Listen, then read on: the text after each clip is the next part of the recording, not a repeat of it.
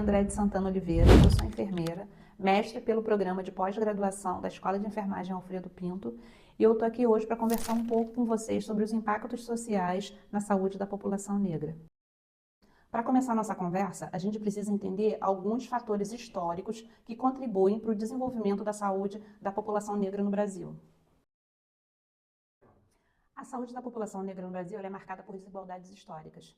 Desde o momento que a população vem escravizada para o país, até os acessos, né, à saúde, educação, tudo foi negado a essa população. E isso foi fazendo com que houvesse um acúmulo de fatores que influenciassem diretamente tanto na saúde física quanto mental da população negra. Os determinantes sociais de saúde, como renda, escolaridade, moradia, acesso aos serviços, são atravessados por marcadores de raça, gênero e classe social. A pesquisadora cientista Carla Cottirene, ela afirma que a interseccionalidade é um instrumento teórico e político de análise e enfrentamento das opressões, e não apenas um termo descritivo das diferenças, né? Ela afirma isso em 2019. E isso vai contribuir para a saúde da população negra, porque a gente vai ter esses determinantes, esses marcadores se cruzando. Então, se você é um homem negro e você é uma mulher negra, você vai ser atravessado por esse recorte dessa interseccionalidade, né? Porque na pirâmide social que está posta aí no tratamento da população negra, o homem negro ele ainda fica um pouco acima de questões de receber melhores tratamentos, melhores condições do que uma mulher negra. Historicamente, os direitos reprodutivos das mulheres foram atravessados por essas questões sociais, o que impacta muito nessa questão da saúde da mulher negra não ser levada em consideração nos aspectos na hora do atendimento. Então, a gente vai ter mulheres negras que vão ser mais vítimas de violência obstétrica, né? Porque se difundiu ao longo do tempo o estigma de que a mulher negra suporta mais dor, né? E, na verdade, esse estigma ele foi difundido pela própria branquitude. E lembrando que quando eu falo aqui branquitude, eu não estou falando de pessoas, né, específicas, eu estou falando de um sistema que protegem pessoas brancas, que garantem que elas mantenham privilégios sociais em detrimento da falta de direitos, né, da retirada de direitos e de acesso dessa população negra a algumas oportunidades, como é o caso do sistema de saúde, né? A população negra ela sofre esse tipo de violência, de dizerem que a mulher negra suporta mais dor, mas a branquitude ela começa a difundir essas coisas. Isso está muito atrelado ao tempo da escravidão, porque infligia-se castigos, né, físicos à população negra e depois eles mesmos difundiam que a população negra suportava mais dor, né, como se houvesse uma opção de não suportar dor. Então vamos ter mulheres negras maiores vítimas de violência obstétrica, não recebendo analgesia adequada para seus sofrimentos, mulheres que vão ter estigmas de que são mulheres que merecem menos tratamento, menos tempo de consulta, menos toque, uma invisibilidade menor, mulheres que são tratadas como promíscuas. Tudo isso são estigmas, né, que a branquitude propagou, muito baseada no racismo científico, né, difundido desde lá, né, do século XIX, porque o racismo não começa no século XIX, mas o racismo científico ele passa a ser uma teoria a partir do século XIX, e de lá para cá o sistema de saúde mundial ele começa a dar aos negros uma característica de não humanidade, né? Não humanidade no sentido de não ser tratado mesmo como humano. Esse racismo institucional ele vai produzir adoecimento e morte para essa população negra. Segundo a pesquisadora Jurema Werneck, esse adoecimento e morte ele passa a ser um ponto crucial, um ponto determinante para que esse racismo ele passe a ser normativo, normalizado entre as instituições de saúde. Esse racismo institucional ele vai trazer algumas barreiras no Sistema Único de Saúde no atendimento dessa população negra, né? Vai trazer uma barreira de comunicação entre os profissionais e os usuários, esses profissionais sem entendimento das especificidades dessa população negra, de como o racismo se torna um determinante de saúde, para que esse atendimento seja mais eficaz, a população negra não seja vista só do ponto de vista clínico, né, mas do ponto de vista também social, entendendo que esses fatores sociais contribuem, para além daquilo que eu já falei sobre esse DNA diaspórico que veio de África com a gente, esse somatório das questões sociais, que esse DNA diaspórico vai fazer com que a população negra tenha prevalência de algumas doenças específicas e que vão contribuir muito para o número de adoecimento. E se não temos uma equipe preparada para atender essa população não vai ter ser atendida e acaba não fazendo um vínculo de tratamento para que para que tenha a sua saúde atendida numa questão, num olhar holístico sobre a sua saúde. Então, como barreira, a gente vai ter falta de acessibilidade, né? Falta de acessibilidade da população negra. Há dados que dizem que a população negra ela tem mais peregrinação em busca de atendimento. Então, aí, para marcar a consulta, para fidelizar um tratamento, também tem a questão da autoestima. A população negra é uma população que basicamente cresceu sem autoestima. Então, a gente vai ter pessoas que desde criança aprenderam a ter um auto-ódio, né? A odiar a cor da sua pele, a odiar seu cabelo, a odiar o seu nariz, a odiar o seu lugar, a ter um lugar muito de subserviência. A gente vê muito pessoas negras, né? Sempre servindo, cuidando. Essas pessoas com essa autoestima já muito prejudicada têm uma certa limitação de chegar em um serviço de saúde e falar sobre suas dores, suas questões. E, por outro lado, a gente vai ter essa barreira da comunicação de ter profissionais que entendam o papel social do impacto do racismo, tanto na saúde física quanto na saúde mental dessa população. Outra barreira do SUS são as subnotificações. O racismo ele é tão adoecedor e ele é tão impactante que os profissionais de saúde, eles ficam sem saber, né, como se fosse um constrangimento, como se fosse um crime, perguntar para uma pessoa como ela se reconhece, como ela se autodeclara. Então, alguns profissionais não vão ali registrar o quesito raça-cor. E se você não registra o quesito raça-cor, você simplesmente marca lá raça, você marca não declarada ou ignorada, isso não gera política pública. Se não gera política pública, como a gente trata dessa população se ela não tem o registro, os dados, essa subnotificação do quesito raça-cor? Então, são pontos que a gente precisa ficar muito atentos em relação ao atendimento no serviço de saúde. A notificação do quesito raça-cor, ela precisa estar presente. Então, os profissionais de saúde precisam perguntar e quando o profissional de saúde não perguntar, o usuário precisa dizer como ele se autodeclara para que isso vire política pública de saúde.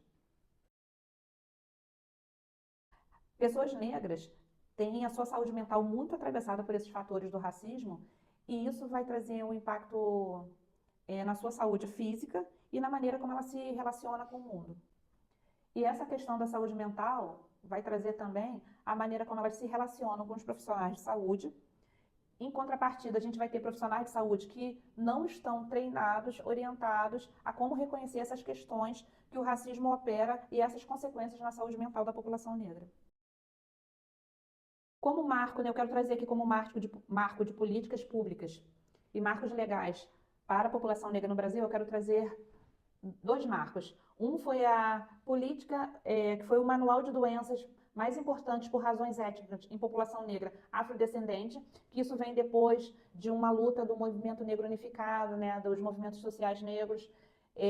O governo lança esse marco legal, lança esse manual, depois que houve uma conferência na África do Sul, em 2001, o governo lança esse manual, que ele ele preconiza ali, depois do lançamento, em 2009, da Política Nacional de Saúde Integral da População Negra. Uma política que vai orientar profissionais de saúde em relação às questões de especificidade da população negra.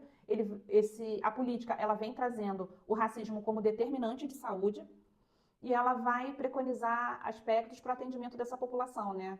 É como se fosse um letramento aí para os profissionais de saúde entenderem tanto os aspectos sociais como fisiológicos da população negra.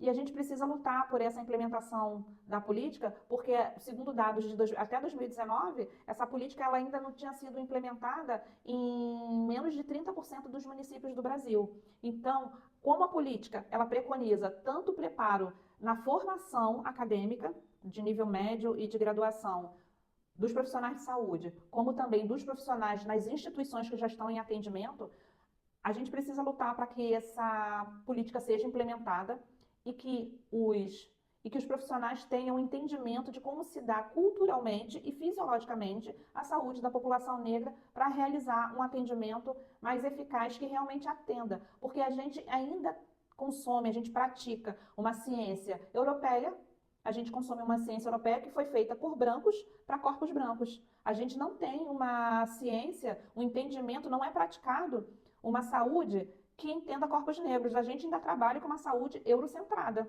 E isso nem sempre vai funcionar. Não vai funcionar, porque fisiologicamente a gente tem diferença, culturalmente nós temos diferença, então é preciso que a saúde, para atingir essa equidade que o SUS tanto preconiza, é necessário que os profissionais tenham entendimento de como se atender a população negra. E a política traz isso. Só que é preciso vencer a barreira do racismo para que a política seja implementada, tanto na formação dos profissionais de saúde, quanto nas instituições que atendem a população negra. E segundo dados, o SUS tem o perfil de usuários do SUS é que 80% dos usuários do SUS é composto de população negra. Então é urgente que esses profissionais sejam formados para atender e entender a população negra. Dentro desse contexto, né, desse racismo institucional, desse racismo que atravessa o contexto social da população negra, a gente vai ter aqui alguns casos de algumas doenças que elas não são exclusivas da população negra, mas a população negra tem a maior prevalência do acometimento dessas doenças, que são anemia falciforme, deficiência de glicose 6-fosfato, desidrogenase. A gente vai ter diabetes mellitus tipo 2, hipertensão arterial, que são doenças que, para além da questão de como elas se manifestam fisiologicamente, elas vão ser agravadas por fatores sociais. A população negra, sendo uma população que tem maior vulnerabilidade social em questões financeiras, né? Questão ali é uma população que está majoritariamente em áreas periféricas, longe dos grandes centros de saúde, longe dos grandes centros de trabalho. São populações que têm menor renda. Então, são uma população que, na hora de estabelecer a alimentação, em alguns casos, elas vão ter que fazer opção por produtos com maior sódio, produtos embutidos, ultraprocessados, que vão interferir diretamente na saúde, gerando essa maior prevalência, né, de diabetes, de hipertensão. E a glicose 6-fosfato, que é um caso genético que se pega né, se detecta no teste do pezinho, uma doença que ela tem ali, é uma doença que teoricamente não mata, mas ela gera um cansaço muito grande nas crianças, né? Então você vai ter ali uma criança já com pouca bateria ali, né, de energia, porque ela estressa as células do organismo, né? Vai ter fatores fisiológicos estressantes, né, que vai interferir na distribuição de oxigênio para o tecido das crianças. Então vão ter crianças mais cansadas, crianças mais anêmicas, crianças vai ter uma resposta mais demorada em algumas situações mais esperadas, e isso não tratado pode gerar um problema muito maior, e se chega à fase adulta, vai ter também uma pessoa sem maior aporte de distribuição de oxigênio pelo corpo, e isso vai desencadear também outros fatores e outras doenças que vão acometer a saúde aí da população negra. E também a gente vai ter também uma interferência muito grande no climatério das mulheres, algumas pessoas, né, chamam de menopausa. A gente vai ter uma interferência nesse climatério importante como desses fatores sociais, né, dessa dieta, dessa falta de exercício, dessa falta de acompanhamento, dessa falta de detecção precoce, porque essa falta de acompanhamento que algumas pessoas tratam como relaxamento, não se cuida, relaxado, são questões sociais, são mulheres que têm que fazer a opção, em alguns casos, entre ir a um serviço de saúde ou estar presente naquele serviço dela informal, onde ela ganha o dinheiro dela por dia, né, em sistemas de diárias. E são mulheres que vão ter que, por uma questão de sobrevivência, vão fazer a opção por estar no emprego e não conseguem acessar como deveria para fazer uma detecção precoce dessas doenças. Então, nesse climatério, a gente vai ter estudos que vão apontar que as mulheres negras, elas têm 19 vezes mais fogachos, que é aquele calor, né, que se sente no período do climatério, vai ter 19 vezes mais calor em relação a uma mulher branca. O período que o fogacho, né, que esse calor ele dura, é mais intenso para a mulher negra, e que o climatério, né, o período que esses fogachos se propagam, pode ser até 10 anos a mais do que para uma mulher branca. Então a gente vai ter todo esse conjunto de fatores sociais que vão impactar a saúde dessa mulher desde o nascimento até a fase do climatério e até ela vir a óbito. Então, a gente vai ter como o desafio atual para o enfrentamento do racismo no sistema de saúde. A gente vai ter a formação dos profissionais de saúde, né? Por isso é tão urgente que a Política Nacional de Saúde Integral da População Negra ela seja implementada nas instituições, para que esses profissionais sejam formados para entender e para atender a população negra. A gente precisa combater o racismo no institucional, né? Que demanda, às vezes, dos profissionais de saúde, às vezes, das próprias pessoas que não têm o entendimento que o racismo ele é subjetivo, porque o racismo, como diz o pesquisador Silvio Almeida, ele é institucional, ele é estrutural. E o que é esse racismo estrutural? É o racismo que estrutura as instituições que norteiam a sociedade.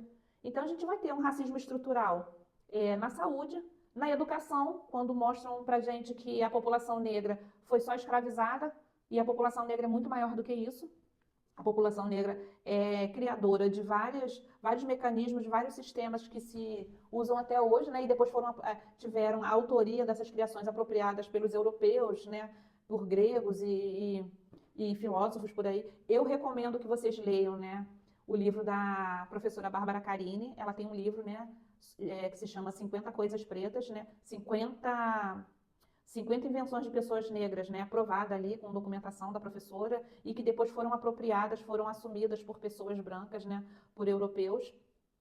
Então, a gente tem esse desafio, para além da formação, a gente vai ter esse desafio estrutural nas instituições de saúde, que precisa ser combatido,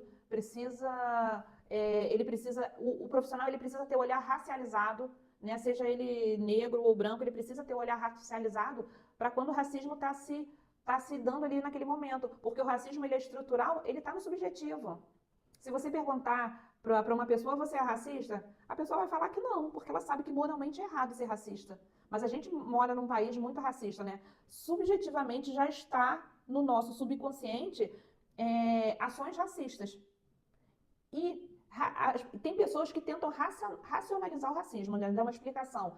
Se você fala por que o acesso daquela pessoa negra foi negada ou a oportunidade, vai falar, não é porque ele é negro. Aí dá uma outra justificativa, né? Quando aquela justificativa, a outra justificativa, nasce na sua cabeça, porque você sabe que moralmente você não vai poder dizer que você negou a oportunidade porque a pessoa é negra. Então, produz-se outra justificativa para dizer, não foi por negro, foi por uma questão de competência. E baseado nisso, vocês vão ver muitas pessoas, inclusive negras, contra a cota. Que aí a gente volta lá naquele assunto para falar que são falas que a branquitude fala e alguns negros, né, por desconhecimento, reproduzem falas que a branquitude produziu para que ela se mantivesse no sistema dela de privilégios sem dar acesso para as pessoas negras, né? Então você vai ver negros falando que são contra cotas porque a branquitude disseminou um discurso que a cota era para dizer que o negro era menos inteligente. Então, uma pessoa tomada pelo brio vai falar, não, eu não sou menos inteligente, então eu sou contra a cota. Você vai ver pessoas falando isso. A partir do momento que a própria branquitude fala isso para o negro repetir, mas ela se apropria da cota, né? Você vê que hoje a gente tem várias ações no judiciário de pessoas que não são nem pardas, que judicializam as cotas para tomar o local. Isso quando não há casos flagrantes de pessoas que se declaram, né, negras e pardas e não são, para acessar as cotas dos processos seletivos. Então, a gente precisa, os desafios atuais promover um letramento para que as pessoas tenham entendimento de como o racismo opera, de como o racismo ele vai conduzir os processos da sociedade e como eles afetam a população negra. A gente também vai ter um desafio de que a gente precisa, é uma luta de vários pesquisadores, de vários cientistas, a gente precisa aumentar a presença de professores negros nas universidades, em várias linhas de pesquisa. A gente precisa aumentar a linha de pesquisa sobre a população negra e o que permeia, né, e o que conduz a vida dessa população. São desafios que a gente precisa enfrentar, ainda há muito...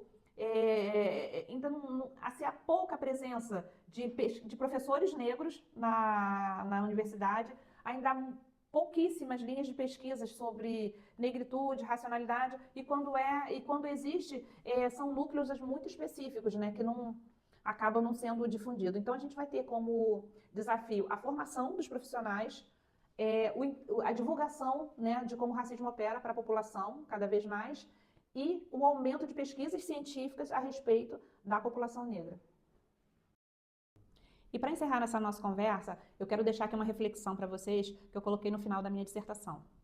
Pretendemos contribuir para mudar a estrutura que mantém o racismo e assim extingui-lo dos espaços acadêmicos e profissionais, e que isso se reflita na sociedade. Não vamos permitir que essa violência se resolva por si só. Vamos continuar nos provocando e estimulando todas as pessoas e lugares onde estivermos para que a justiça e o reconhecimento chegue a toda a população negra. Durante muito tempo a gente ficou invisibilizado, a gente foi silenciado. Só que agora não mais. Agora a gente está assumindo aí o protagonismo da nossa própria luta, contando a nossa história e junto com a enfermagem, a maior categoria de saúde desse país, a gente está aí assumindo essa luta contra o racismo. Até o próximo encontro.